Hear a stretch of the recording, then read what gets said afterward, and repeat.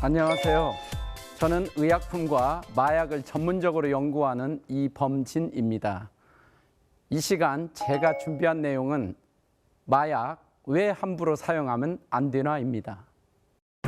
소량으로 강력한 효과를 얻을 수 있는 마약류 의약품, 진통제와 마취제, 식욕 억제제 등 치료제로 사용되는 마약류 의약품은 일부 의사들의 과다 처방으로 국민 2.6명 중 1명이 의료용 마약류에 중독된 것으로 조사됐다. 최근엔 SNS로 마약을 쉽게 접할 수 있다 보니 불법으로 마약을 구입하는 10대와 20대가 늘고 있는 상황. 마약이 위협받는 대한민국. 마약 왜 함부로 사용하면 안 될까? 마약이란 무엇일까요? 학설에 의하면 진통, 마취작용과 습관성이 있고 오래 복용하면 환각이나 중독 및 의존 증상이 발생한다고 말하고 있습니다. 또한 대한민국 마약류 관리원 법률에 의하면은 마약류는 마약, 향정신성 의약품 그리고 대마를 뜻하고 인간의 중추신경에 작용하여 오남용 시 심각한 위해를 끼칠 수 있는 물질이다. 사실 좀 애매한 면이 있습니다. 왜냐하면 우리가 먹는 마약이 아닌 약도 중추신경계에 작용해서 또 위해를 끼칠 수 있는 것도 많거든요. 마약류는 크게 세 가지로 나눌 수 있습니다. 이건 우리나라의 법률에 의해서 첫 번째 그룹이 향정신성 의약품입니다. 그래서 보통 이 의약품들의 대표적인 것은 이제 불법류 마약류가 있고 또한 의료용으로 쓰는 마약류들이 있어요. 그래서 향정신성 의약품 계열 중에 메스암페타민, 일명 필로폰이죠. 이런 암페타민류는 지금 불법입니다. 어떤 형태로도 사용해서는 안 되고요. 대신 또 향정신성 의약품 중에 의료용인 졸피뎀이라든지 펜터민 같은 그런 식욕 억제제 등은 의료용으로 활용되고 있습니다. 또한 그 마약은 우리가 아는 마약, 아편이라든지 헤로인, 코카인 등이 있고요. 특히 이 미국에서 사회적 문제를 일으키는 펜타닐이라는 마약성 진통제가 있습니다. 그리고 전통적으로 대마에 대마초가 있어요.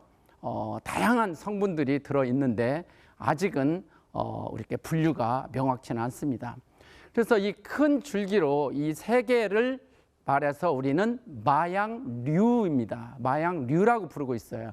그런데 아까 제가 말씀드린 이런 마약은 특징이 무엇일까요? 세계보건기구에서 네 가지를 언급했는데 그 첫 번째가 중독성, 의존성입니다. 지속적, 주기적 사용으로 정신적, 신체적 변화를 일으키고 또한 중독은 의존보다도 어떻게 보면 심각한 상태를 의미하는데 약물 사용에 대한 강박적인 집착을 얘기합니다. 두 번째는 내성입니다. 내성은 같은 효과를 얻기 위하여 사용하는 약물의 양이 증가하는 현상입니다. 세 번째, 금단 증상인데 이것은 마약은 사용을 중지하면 온몸에 견디기 힘든 그런 증상을 발생시킵니다. 네 번째는 이제 사회적 해악성인데요. 마약을 하게 되면 교통사고 혹은 범죄 행위 혹은 강간을 포함해서 개인에 한정되지 않고 사회 전반에 위협적인 행위를 발생시켜서 사회적 비용을 증가시키는 특징이 있습니다. 전반적으로 이 마약류는 의존성, 중독성과 그런 독성을 나타내는 특징이 있는데 이 그래프를 보면은 헤로인 같은 경우는 높은 의존도와 독성을 나타냅니다. 그리고 우리나라에서 이제 흔한 메스암페타민은 약 2 정도의 의존도와 중독성을 나타내고요. 또 신기하게도 술과 담배도 이런 필로폰, 메스암페타민에 준하는 의존도와 이제 독성을 가지고 있기 때문에 비단 마약은 아니지만 신중하게 관리되고 통제되어야 된다고 생각합니다. 그리고 이제 대마라든지 엑스터시나 이런 경우는 한 1 정도의 상대적으로 조금 낮은 의존도와 독성을 나타내는데 비단 이 지표가 좀 낮다 하더라도 이런 마약류들은 제가 말씀드린 4가지의 특성을 가지고 사회적 위해성이 높기 때문에 잘 관리되고 통제되어야 함은 이루 말할 수가 없습니다. 마약을 하게 되면 생활 속에서 어떤 증상들이 나타날까요? 첫 번째는 행복을 느끼는 능력이 마비됩니다. 실제적으로 마약류가 도파민을 증가시켜서 행복감과 이런 걸 느끼는 것으로 돼 있지만 결국은 중독 현상을 일으켜서 가짜 쾌감이나 혹은 환각, 우울증 혹은 심한 감정의 기복을 일으키고요. 그 다음에 인지 능력을 이제 손상시켜서 갑자기 자동차가 장난감처럼 보이거나 어떤 높은 빌딩 옥상에서 뛰어내릴 수 있는 것 같은 느낌을 갖기도 하고 합니다. 또한 뇌 손상으로 해서 집중력이라든지 기억력, 사고 능력이 이제 저하되고요. 마지막으로 정서적 의사소통 장애가 일어나기 때문에 사회성이라든지 친구와 가족 간의 단절이 돼서 개인의 존엄이 파괴될 수가 있는 것입니다. 의료용 마약류도 물론 불법 마약류라든지 중독성에 따라 다를 수 있지만 많은 증상들을 나타냅니다. 펜타닐 마약성 진통제는 부작용이 상당히 심한데 오른쪽 그림처럼 좀비처럼 걷거나 고개를 숙이고 눕지 않고 그런 식으로 걸어가기 때문에 좀비 마약으로 불리고, 그 다음에 소화장애라든지 환각 증세, 근육 약화, 그 다음에 호흡마비라든지 치아 손상 등 또한 관략근의 긴장을 유발하고 변비를 나타냅니다. 이 펜타닐의 경우에는 우리가 잘 아는 몰핀보다도 100배가 강하고 치사량이 2mg 정도인데 그것은 쌀알 2개 정도의 용량입니다. 그래서 실제 우리나라는 아직은 마약류인 메스암페타민, 코카인이나 대마 등 이런 걸로 이슈화되어 있고 의료용 마약류 문제 등이 있지만 그중에서도 특히 이 펜타닐, 미국에서 가장 1순위의 위험한 마약인 펜타닐에 대해서도 대처가 필요하다는 생각을 하고 있습니다. 향정신성 수명 마취제, 일명 우유주사라고 불리는 프로포폴의 경우에도 무호흡이라든지 혈압저하, 두통, 현기증, 그리고 정신착란이나 기억 상실, 무의식, 이런 의존성에 의한 또 용량 증가가 따르면서 여러 가지 통증을 가하면 뇌에 전달되어 혈압 및 심박수 상승 등 다양한 부작용이 일어나는 의료용 마약류입니다. 최근에 우리 한국에서, 우리 대한민국에서 이제 대마초에 이제 문제가 있긴 한데, 대마초 이제 태국이라든지 많은 나라가 합법화 나라인데 우리나라는 왜 불법인가 하는 논란의 소지가 있습니다. 대체적으로 이제 마약류는 그 성분이 가지고 있는 어떤 부작용과 어떤 그 의존성, 중독성 이런 걸로 이제 이 얘기를 많이 하는데, 이제 대마의 경우에는 우리가 그 부위를 가지고 이렇게 정하고 있습니다. 대마의 꽃과 잎, 수지, 이를 원료로 제조된 모든 제품은 이제 마약류에 해당되는데, 같은 대마인데도 종자와 뿌리, 성숙한 줄기 및 그 부위들에서 유래한 것은 마약류가 아니다고 분류를 하고 있어서 실제 좀 일반적으로 좀 혼돈의 여지가 있고요. 그래서 이제 마약이 아닌 대마 종자에는 식용이라든지 다양한 용도로 자유롭게 사용할 수가 또 있거든요. 그래서 이제 그런 면들이 좀 있고요. 또 국제적으로 보면 캐나다나 미국의 다수의 주, 그리고 태국 등 이런 나라들도 오랜 시간의 논란 끝에 현재 이제 합법화를 하고 있는데, 실제 마구잡이로 쓰는 게 아니라 그 어떤 다양한 법과 기준에 의해서 통제된 사용을 허용하고 있습니다. 우리 국내에서도 현재 법이 개정되지 않았기 때문에 대마의 어떤 사용과 어떤 유통은 불법임에도 불구하고 정부 및 지자체 주도로 대마 연구 및 산업화 정책이 이제 추진되고 있고요. 그 이유는 전 세계적으로 이제 대마 관련 시장 규모가 2025년 약 200조 규모, 그리고 이제 의료용 대마 시장이 연평균 약 22%의 성장해서 24년에 이제 51조 원 정도를 다룰 거라는 그 희망적인 산업적 면 등에서 약간 혼돈의 여지가 있지 않나는 생각을 하고 있습니다. 대마초는 전자담배부터 젤리, 껌, 초콜릿 등 친숙한 간식 형태로 국내에 불법 유통되고 있습니다. 대마는 담배보다 의존도나 독성이 낮지만 환각을 유발하고 과다 흡입으로 인한 사망도 나와 대부분의 나라에서 금지하고 있습니다.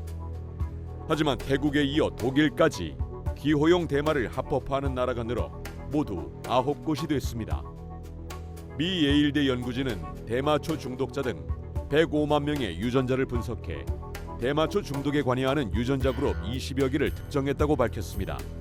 또 해당 유전자 그룹이 폐암과 조현병 등 심각한 질환과 상호관계가 있었다고 밝혔습니다. 즉 폐암과 조현병이 대마 중독을 유발할 수도 있고 반대로 대마 흡연이 폐암과 조현병을 유발할 수 있다는 겁니다. 우리나라에서 최근 10대 청소년들의 마약 노출 현상은 매우 심각합니다.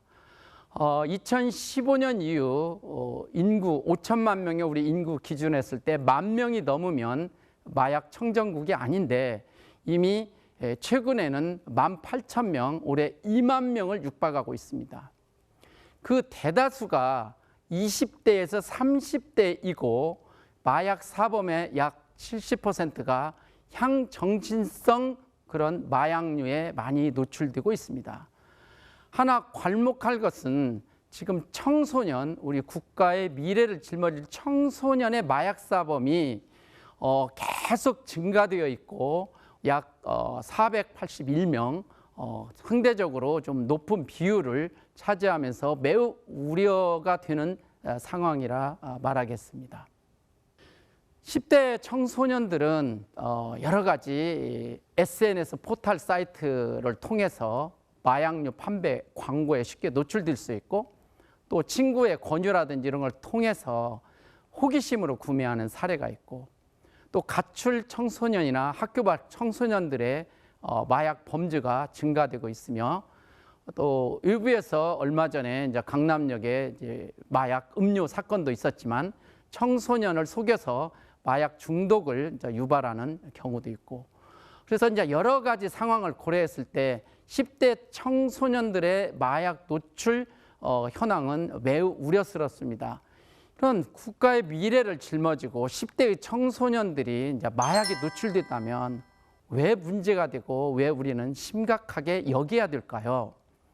청소년기는 전두엽의 신경줄기 발달이 활발하게 이루어지는 시기입니다. 이런 전두엽은 청소년기를 거쳐서 약 25세가 되어야 이제 발달이 완성되는데요. 청소년 중독자의 경우에 대체적으로 전두엽 대뇌 피질 두께는 성인 중독자에 비해서 약 7분의 1까지 얇은 것으로 나타납니다. 따라서 마약에 노출됐을 경우에 청소년의 대뇌 피질이 손상된다면 기억력이나 판단력, 인지 능력이 현저히 저하된다고 보고되고 있습니다.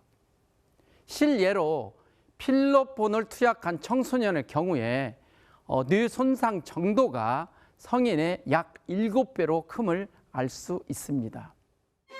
지난해 서울 강남학원가에서 필로폰 등 마약 성분이 든 음료수를 학생들에게 나누어준 사건이 발생해 충격을 줬습니다. 집중력 강화에 좋다고 학생들을 속인 음료수병에는 주의력 결핍 과잉 행동 장애를 뜻하는 ADHD가 적혀 있었습니다. 실제로 학부모와 학생들 사이에서는 ADHD 치료제가 이른바 공부 잘하는 약으로 인식되는 경우가 많습니다. 문제는 ADHD 환자가 아닌데 치료제를 오남용하면 부작용을 겪을 수 있다는 것입니다. 치료제 성분인 메틸페니데이트는 뇌에서 집중력을 조절하는 신경 전달 물질의 재흡수를 억제해 환자의 각성 상태를 유지하는데 오남용하면 식욕 감소와 두통, 불면증 등을 겪을 수 있고 더 심한 부작용이 나타날 수 있습니다. 그러면 지속 가능한 마약 정책 과연 어떻게 가야 할까요? 첫 번째는 마약의 예방에 대해서 철저한 전략을 수립해야 됩니다. 그것은 마약을 했던 안 했던 다양한 컨텐츠의 교육 프로그램이 중요하고요. 그리고 이제 검찰이라든지 관세청 그리고 경찰청을 포함해서 단속을 통해서 수요와 공급을 억제하는 것, 이것이 가장 중요한 트랙입니다.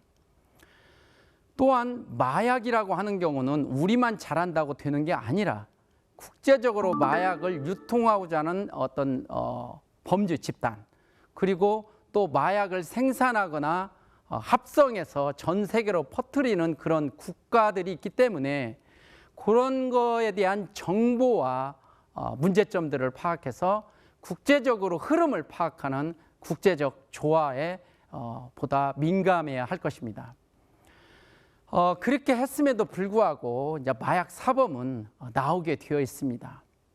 그런 마약 사범은 방치할 게 아니라 치료 및 재활을 통해서 줄일 수 있는 노력을 기울여야 길게 보면은 우리에게 이익이 되고 사회적 비용을 줄일 수 있다고 생각합니다.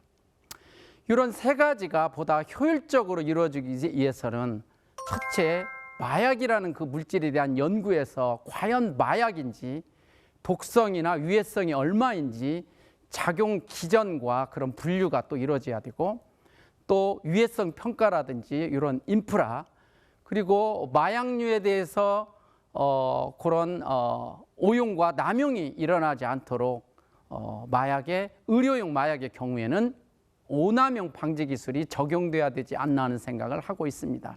우리는 주변에 마약 사범이 있을 수도 있고 또 마약 본인 문제가 이제 마약에 노출돼서 또 문제를 일으킬 수 있는데요. 자, 마약 문제 가만히 있지 말고 손을 내밀어 주세요. 마약을 이런 사람들이 많고 신고를 하면은 이런 중독자의 상황이 이제 악화되는 것을 방지하고, 그리고 2차 범죄, 교통사고라든지 여러 가지 살인 등 많은 것들을 방지할 수 있고요. 또한 추가 마약이 공급되거나 사용될 수 있는 그런 유통을 방지할 수 있다고 생각합니다. 마약은 함부로 사용하면 범죄 행위로 한 번 시작하면 끊기 어렵습니다. 뿐만 아니라 건강을 해치고 불안과 우울 장애 등이 유발돼 일상생활이 힘들어지고 개인의 존엄이 파괴되며 사회에 해를 끼칩니다. 나의 건강과 가족의 행복을 위해 마약의 유혹에 절대 넘어가지 않길 바라봅니다. 오늘 저희 강의가 여러분들의 삶에 도움이 되었길 바랍니다. 감사합니다.